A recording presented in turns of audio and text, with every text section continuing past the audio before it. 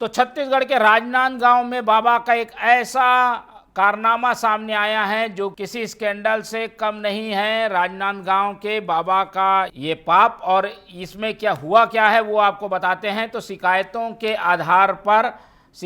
आधार पर राजनांदगांव के इस डोंगरगढ़ में जो योग आश्रम मौजूद है वहाँ पर छापेमारी की कार्रवाई की गई, और इस छापेमारी की कार्रवाई में बाबा के आश्रम में जो चीज़ें मिली वो काफ़ी आपत्तिजनक थी। इसके साथ ही 2 किलो गांजा भी बरामद हुआ है। ख़ास बात यह है कि यहाँ पर सेक्स टॉय और विदेशी दस्तावेज भी बरामद हुए हैं।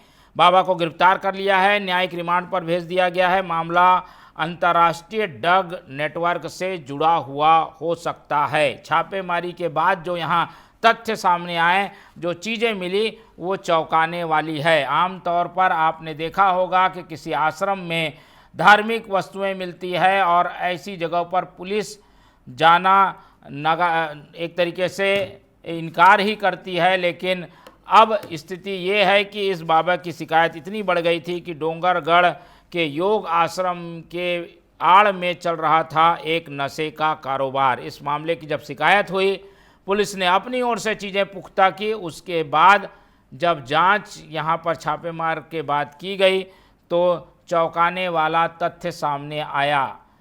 ढोंगी बाबा का पर्दाफाश हो चुका है और अब आशंका ये है कि अंतर्राष्ट्रीय ड्रग नेटवर्क से भी इस बाबा के तार जुड़े हो सकते हैं।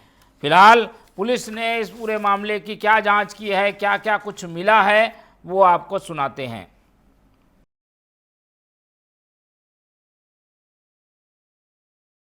पुलिस को लगातार सूचना मिल रही थी कि प्रज्ञागिरी पहाड़ी के आसपास एक फार्म हाउस है जहां पर असामाजिक तत्वों का जमावड़ा शाम को होता है, जिसके तारतम्य में थाना डोंगरगढ़ पुलिस द्वारा रेड कार्रवाई की गई।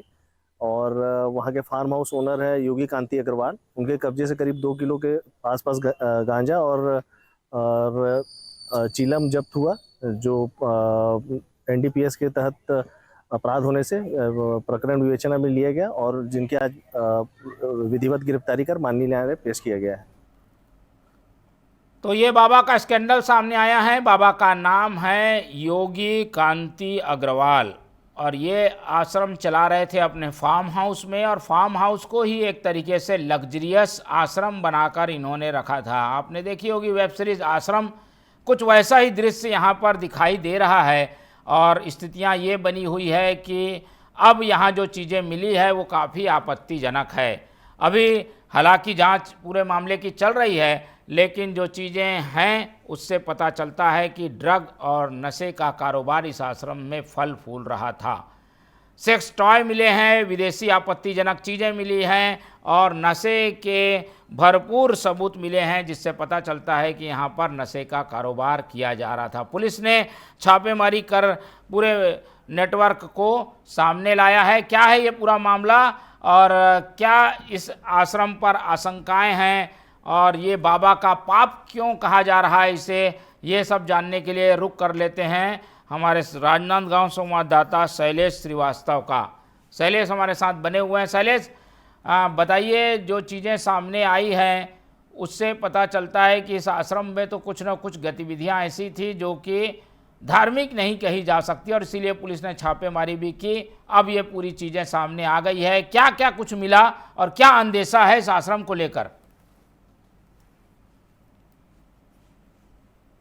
तिवारी जी, राजनांदगांव डोंगरगढ़ एक धार्मिक स्थल है और यहाँ पर गांजा बेचने वाला बाबा पकड़ाया है। डोंगरगढ़ पुलिस को कई समय से शिकायतें मिल रही थी। उस आधार पर डोंगरगढ़ पुलिस ने प्रज्ञागिरी की पहाड़ी के पीछे बने योगी बाबा कांति अग्रवाल के आश्रम पर छापा मारा।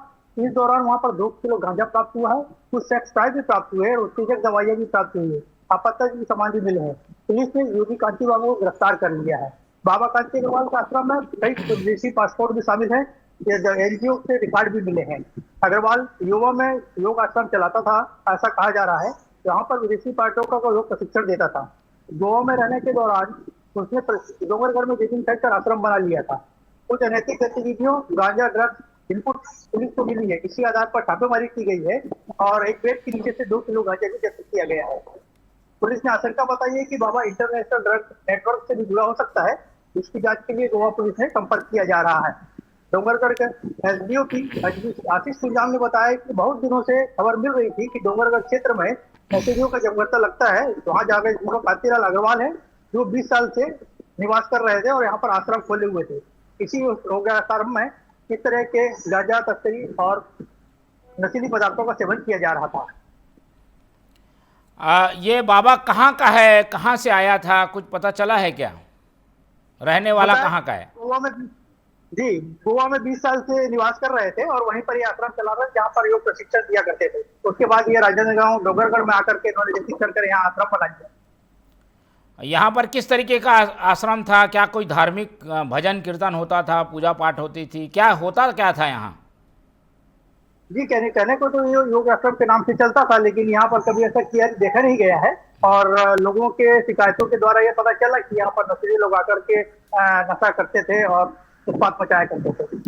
और कुछ सेक्स टॉय भी मिले हैं। ये तो आश्रम में ऐसी चीजें मिलती नहीं है। ये क्या बताता है, क्या इशारा करता है ये आज के समय में, कलयुग के समय में आश्रम मूवी जो बनी हुई है उसी के तहत ये आश्रम चलाया जा रहा था, जहाँ पर गांजा के साथ में सेक्स टॉय भी प्राप्त हुआ है और कई विदेशी दस्तावेज भी प्राप्त हुए।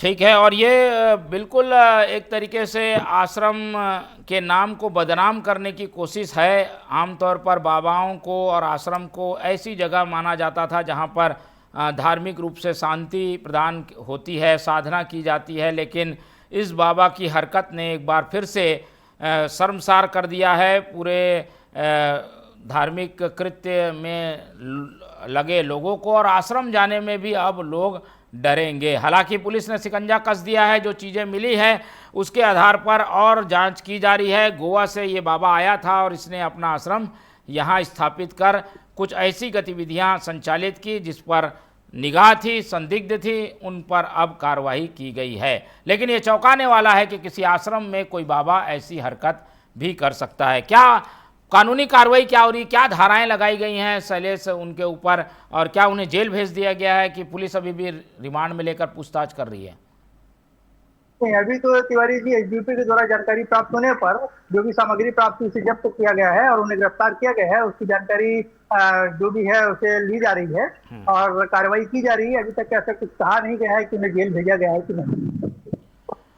ठीक है, तो पूछताछ की जा रही है, क्योंकि ये एक व्यक्ति का काम नहीं, कई लोग इससे जुड़े होंगे और ये नेटवर्क को तोड़ना जरूरी है। और इंटरनेशनल ड्रग नेटवर्क से भी इस बाबा के तार जुड़े हो सकते हैं, ऐसे संकेत हैं। फिलहाल राजनांदगांव में हुई इस घटना ने हमारी संस्कार धानी को एक तरीके से कलंकित किया है। ऐसे लोग अगर आते हैं तो उन लोगों पर सख्त से सख्त कार्रवाई होने की ज़रूरत है। बहुत धन्यवाद शैलेश जी, आप हमारे साथ जुड़ने के लिए। तो ये था बाबा का स्कैंडल जो कि छत्तीसगढ़ के राजनांदगांव में ही हुआ। पुलिस ने हालांकि समय रहते इस पूरे मामले का पर्दाफाश कर दिया है, लेकिन जांच की परतें अभी और खुलनी बाकी है। बाबा के और कई कारनामे सामने आने बाकी हैं।